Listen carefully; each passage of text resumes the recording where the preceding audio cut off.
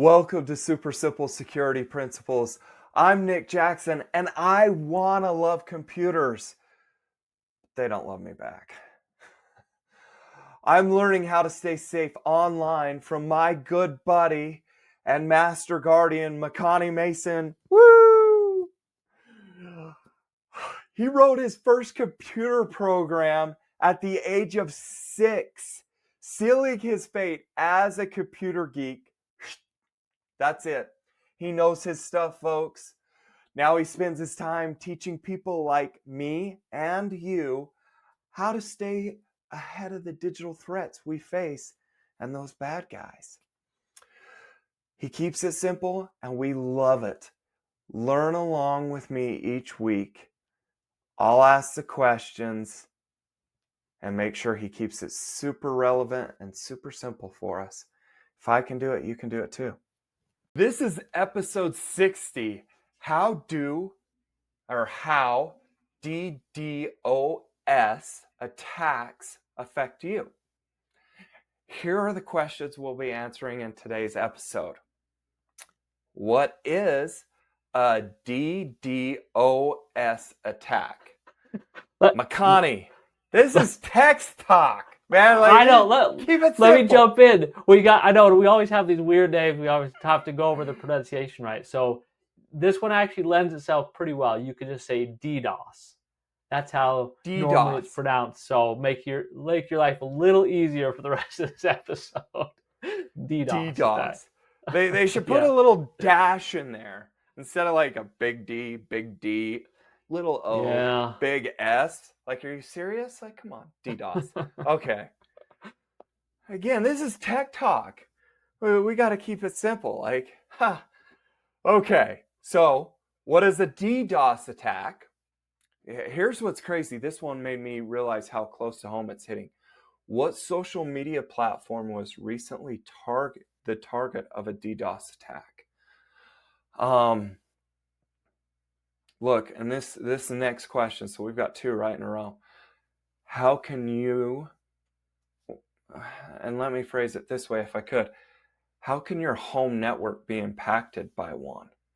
So how can your home network be impacted by a DDoS? Home network is a place we got to safeguard. So, and what else do we need to do to protect our home network? I might add, this is episode 10 in what we're calling the final in this mini-series of safeguarding our homes. Makani, do you want to know why I feel like this mini-series is so important? Yeah. Okay, here's my thoughts, right? I go to work and I think that I'm protected, right? I think that I'm protected. So I go to work and we've got a so-called security guy. I love him, by the way. He's great. I'm not dissing on him. But we feel like we're safeguarded because we got like these IT guys that, do this or do that, or we have these extra layers of protection at work. A home, place that we really, really are in charge of protecting ourselves, an environment that we create and we protect and we kind of force rules and regulations and how we govern, our home. We don't do as good a job as safeguarding.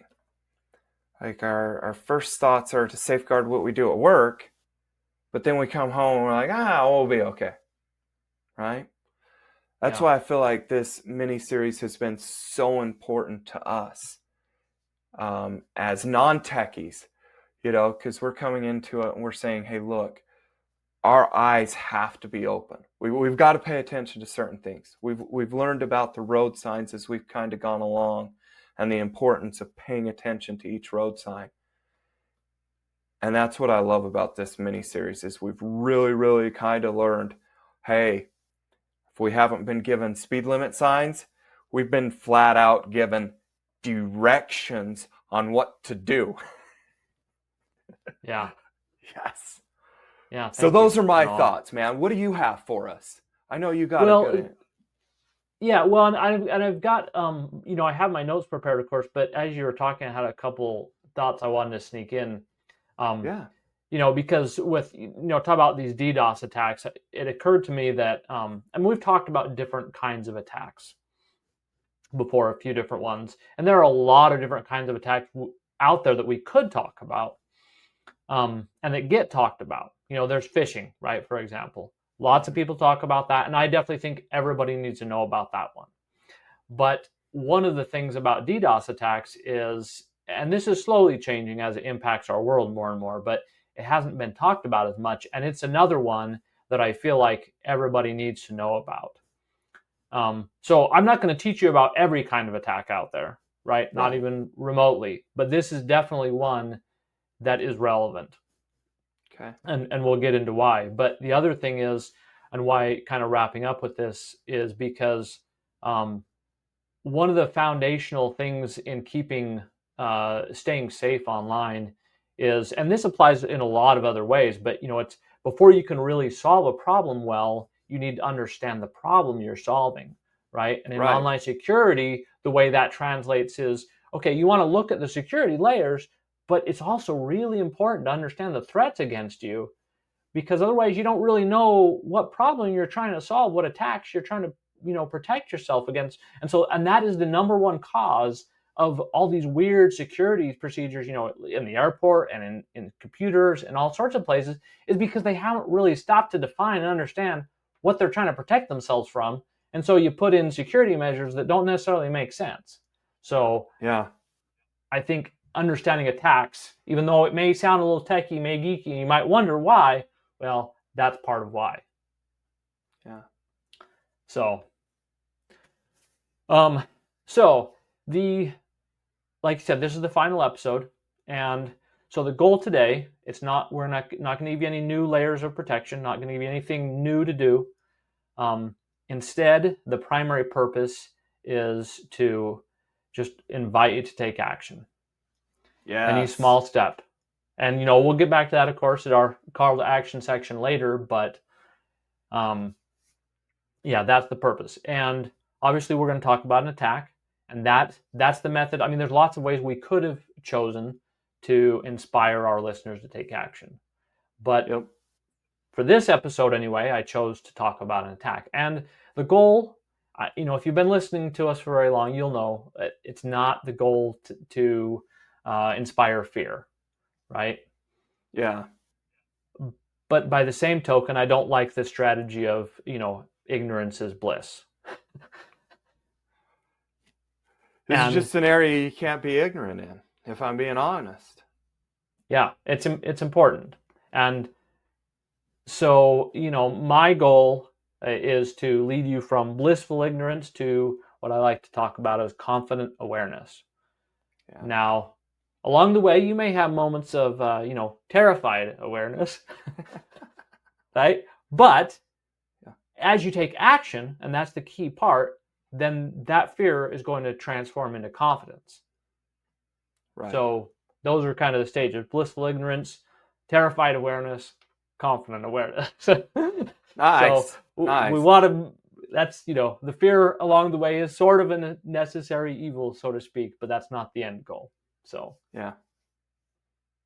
And one last point about that is, everything you need to protect your home network, or at least all the foundational layers. There's lots more we could talk about, but this is, I was laughing as you were calling this mini series, because this is our biggest series we've done so far on the podcast. We've done like 60, like 64 episodes or whatever. This is 10 of them.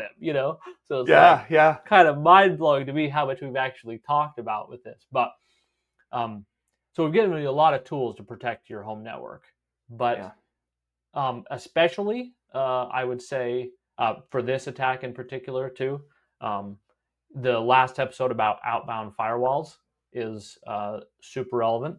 So yeah. Okay, now before we get into actually talking about what a DDoS is, a DDoS attack is, and all that, I wanted to share about the social media, the recent news, because as I was preparing this, this popped up. Good timing from the episode perspective, anyway. This social media platform getting targeted, right? Okay, let's hear it. Which one was it?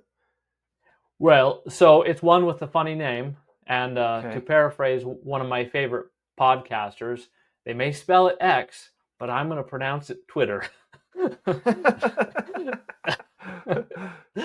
So yeah, and it was pretty big in the news. It Okay. was it was in March of this year where Twitter had major outages due to a major DDoS attack.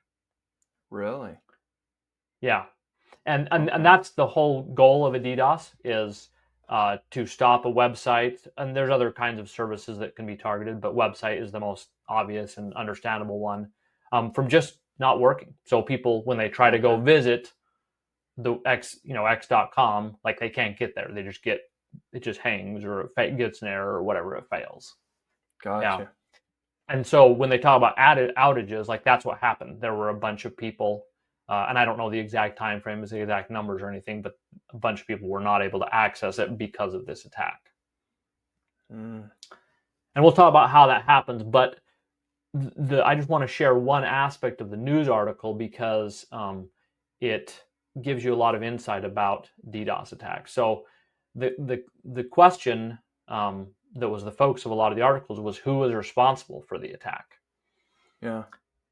Now, in the case of a DDoS attack, I mean, this can always be challenging in cyber attacks, but in the case of a DDoS attack, it's particularly challenging. And Elon Musk, he pointed a finger at Ukraine in one of his, tweets. He's like, "Yeah, it was Ukraine." It's like, yeah, well, and then a pro-Palestinian hacker group named Darkstorm took credit for it, and they denied any ties to Ukraine. And I don't know that we're going to have a definitive answer. Yeah. Sometimes groups take credit for things they didn't do, but they may very well have. But Yeah. that's not, that's not the critical point. The thing is, so, well, we'll get to exactly what that means in a minute, but let's look at what happened to Twitter, because this really is kind of an explanation of what a DDoS attack is, and it's not really complex. But it's basically as though a billion people, no idea the actual fake number in this case, but they all visited Twitter at once. And of course, I mean, Twitter's big. It's built to handle a lot of people visiting. But even with this, they're not ready for that. And so Right. it just didn't work, Okay. Just shut the system down essentially. Yeah. Well, and if we look at like their physical world and our driving analogy, right? It's like a Yeah. traffic jam, rush hour, but with like millions of cars, and they're all trying to reach, the same one destination. They're all trying to get to, Right. they all work in the same building or whatever. Right. Right. Right. So that's what it's like. Does that make sense? Okay. Yeah. Oh yeah. Oh yeah. Like everybody trying to rush to the same building. Yep.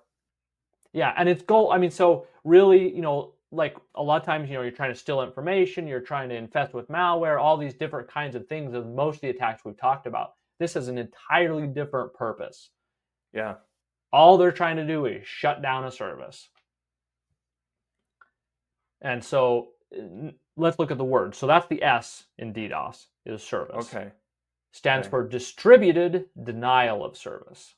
Okay. Okay. Distributed. And the word distributed is just simply referring to the fact that the attack comes from a huge amount of devices, a huge amount of locations, not just one. Okay. It's not just like one, person in one home somewhere visiting the website. Like it's a billion of them scattered all around the world. Okay. And that is why it's so hard to answer the question of who's responsible for the attack.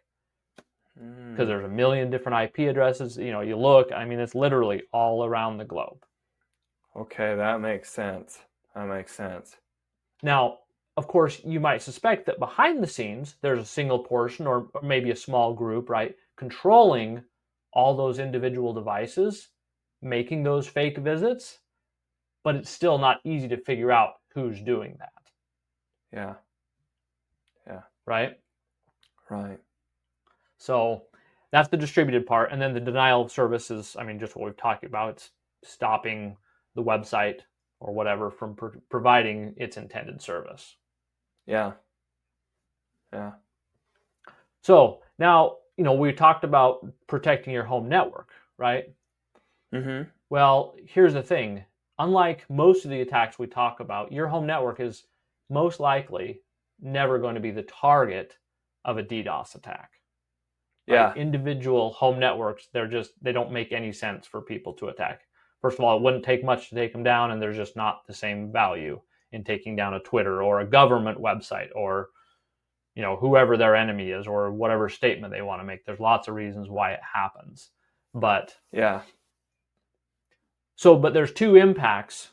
There's the first, of course, is if you're a Twitter user in March, you were impacted because you weren't able to use the service.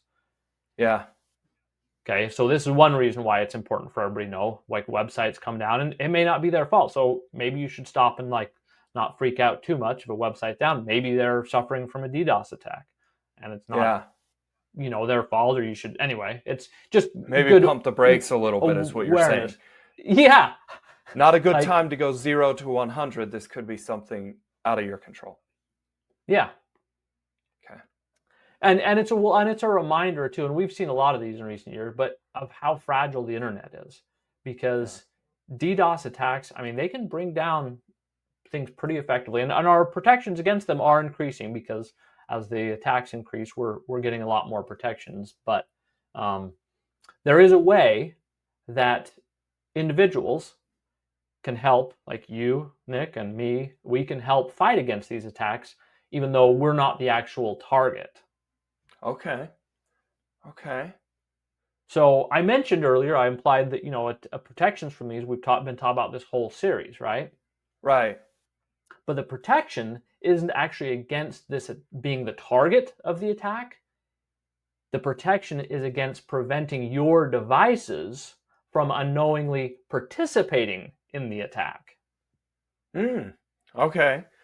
Okay? Because this is the craziest thing about these attacks, at least to me. It's just kind of, I don't know, still, I mean, I've known it for years, but it's just kind of mind-blowing because the way they do this is the devices that they have are ones that have been taken over by hackers. Just random individual devices of every kind they can manage, anything they can get control over all around the world. Really? That's how they do it. Okay. So it's like once they're controlled by the hackers, they become slaves basically for the hackers to use however they want. Right. Now, this will tie back to a story that we've talked about with you, Nick, because you had a computer that became a slave, potentially in a botnet that to be used by a hacker for a DDoS attack. I mean, I don't know for sure what they did with it, right? Could have been all sorts of things, but it was a candidate anyway, right? Yeah, absolutely. I didn't know this until you just put it together because I'm not a techie, but yes, right. Yeah. Well, because you were telling me about a brand new computer, and what happened after you had gotten downloaded malware and installed on it? How was it behaving? Super slow. It was super terribly slow. It was terribly slow. Yep. Like to a point to where I thought it was like ruined. Like I thought it was bad out of the box. Like it was so slow. Like yeah. No, thank you. Exactly. That makes total sense. Well, and the reason, I mean, it could be doing all sorts of things, like I said, right? Because once they're slaves, they could be used for anything. But DDoS attacks is definitely one of them, because any device, even if you have a brand new computer and there's no information of yours on there yet, right? Yeah. They still have your internet bandwidth connection that they can take advantage of to do these attacks or whatever. But they also have your CPU, processing power they can use to, mine crypto or whatever, Yeah. And so, when I've actually helped people where they had massive slowness issues on their computer. And after some investigation, I was like, oh, well, that's because you have malware on here. Now, that's not to say my first guess if a computer is going slow is going to be that it's malware, right? I mean, Right. there's certainly plenty of other causes, but it's absolutely on the list to check. Yeah. Yeah. That makes sense. So, and I mean, I don't want my devices, to be slaves. I mean, I don't want my resources used. I don't want to participate in these attacks that hurt somebody else. I mean, there's Right. right. Obviously, nobody's going to want to, right? Right. But that's what happens. So the next interesting thing I thought to share about this, Nick, was, Yeah. and I don't know if you're wondering this back in your head, but, like how often is this happening, right? I say this is a Right. tech Right. that Well, Marines know about, right? right. Right. What if my computer had only been going mildly slow? I wouldn't have known. I really wouldn't have known. It was a new computer.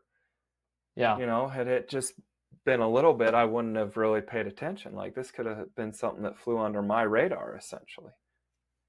Yeah. Well, and sometimes with these slaves, they'll leave them dormant for times and then, Mm. activate them all at the same moment to do the DDoS attack. Because Okay. that's the whole point, right? Is it's like Right. all of them attacking at the same time. And so Okay. anyway, yeah. So I wanted to share a couple statistics though. Yeah. Of course, they're never perfect, but the number I'm going to share comes from a company called Cloudflare. I can't remember. Have we talked about them before at all? I believe we've mentioned Cloudflare before. They sound familiar. Yeah, okay. So I'm just going to share a couple things because not only are they're super relevant for DDoS attacks, but they're just a great company. And most of our listeners won't necessarily go up and sign up for anything from them, Yeah. but if you have a website, you want to know about them. Even just a simple website, you want protection because they will provide DDoS protection for free for any kind of website. Dude, They have that's advanced awesome. services. Yeah. Yeah. Sorry, I didn't mean to cut you off. No, that's it. That's Yeah. awesome. So they and they do a lot of good stuff. And the more I've been using them because we use them for our websites and Yeah. learn about the more I'm loving them. And I guess they host apparently like 1/5 of all websites on the internet, providing protections for them. That's And legit. yeah, and they've just because and that's part of what helps them be able to fight against these DDoS attacks so well. And as you might guess, since Twitter had their outage, they have now added Cloudflare protection against future such attacks. Yeah. So anyway, there's a couple things about them. So here's the stats. So every quarter, they publish statistics on these DDoS attacks that they're defending against. Okay. So this represents how many they see directly, right? So you could maybe 5x it or whatever, just take it as the internet as a whole, whatever. We don't really know, right? But Right.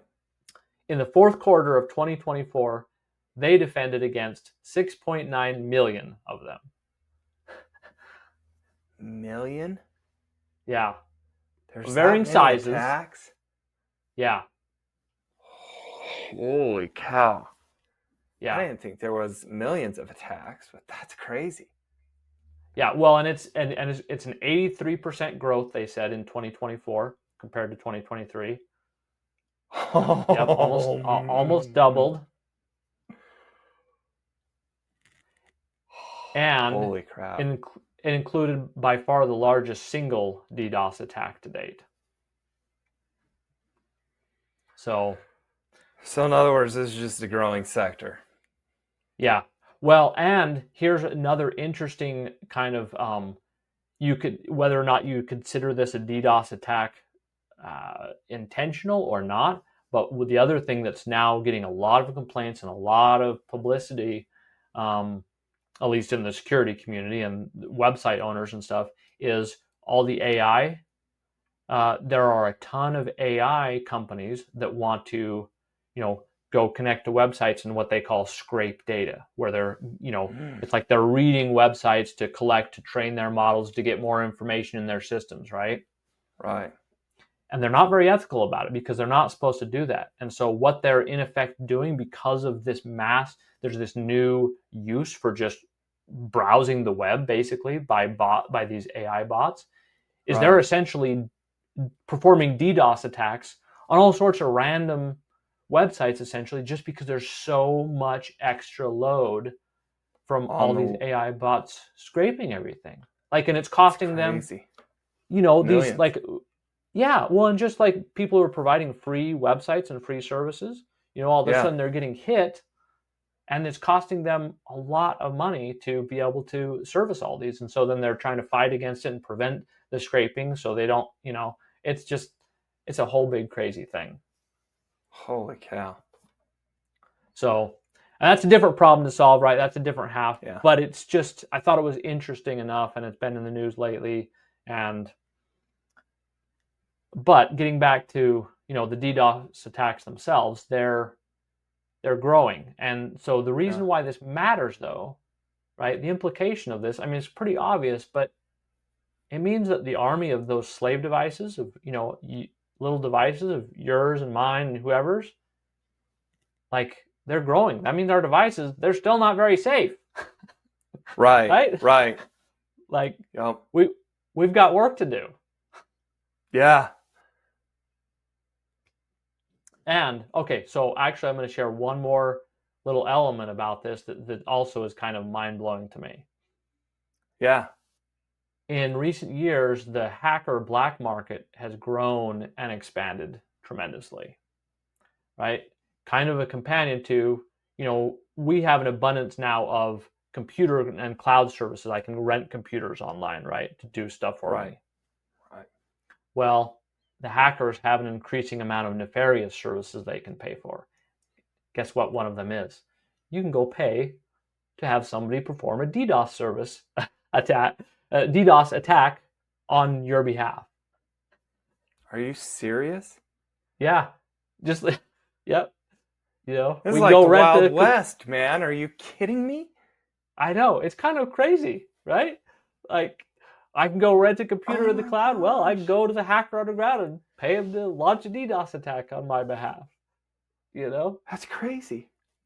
Yeah, and there's so many services like that now. Like, it's really been so monetized. Like, before, it was mostly hackers doing it for themselves, but now it's Yeah. turned into a whole industry. And DDoS attack is just one of the things on the list. So anyway, Oh my gosh. yeah. Um, yeah. So I think that's it. Okay. I'm looking at the questions. I think we answered everything. Any other questions or thoughts? What can we do? I want something to take action. So Yeah. I'm just getting straight to our call to action. Like, let's have it, man. Yeah. Well, I just, like we've talked about, there's 10 episodes, so we've got 9 call to action because I'm adding a new one here. But just pick one thing to improve your home network security. And actually, we will give a new one. If you haven't listened to the episodes, right, that's a great place to start. We first episode was 51, and like I said, each episode has a call to action. Now, I know sometimes that can be overwhelming, and we are going to, have some non-podcast things to help you get things straight. But in the meantime, if you drop by the forum and ask a question, happy to help you there too right away. Where do I start? What, if you have any questions about home network security or whatever. So, awesome. That's the place to start. Perfect. That's a good starting point. Look, hopefully this episode inspired some action. Like, don't be part of the statistics. Yeah. Well, and one thing I like to say is every once in a while I get run across somebody who doesn't feel like they've, I'm a nobody. They don't, no, the hackers are never gonna target me. I'm not a. It's like, well, first of all, any information you have is valuable to them. But even if you had no information, you still have a device with bandwidth and CPU resources, and that is valuable. Shockingly so. Everybody's got something worth hacking. If you go online. Right. So, Okay, there you have it. Hey, can I play spoiler a little bit for next week's episode? Always.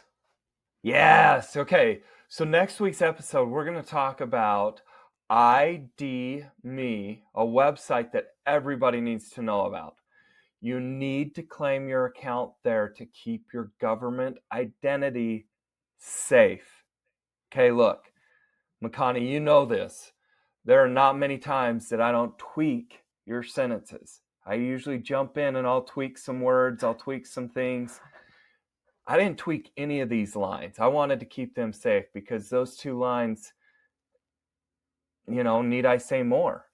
This is going to be a must-listen episode. These are steps we need to know to layer up our protection for our government IDs. Like, this is huge. No, I agree. This is going to be one of our more fundamental ones that's really universally applicable, obviously for American citizens anyway.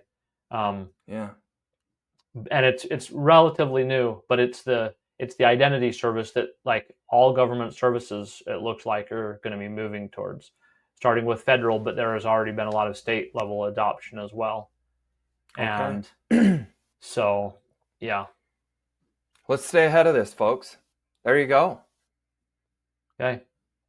Okay. That was a good episode, man. You ready? Yeah. Are you ready to take action and wondering where to start? Get my Bulletproof My Identity Starter Kit for free. The 7 most vital layers of protection everyone needs. I'll send you one step at a time and help you if you get stuck. Just go to bulletproofmyid.com and enter your name and email, and I will send you the first step. Again, that's bulletproofmyid.com.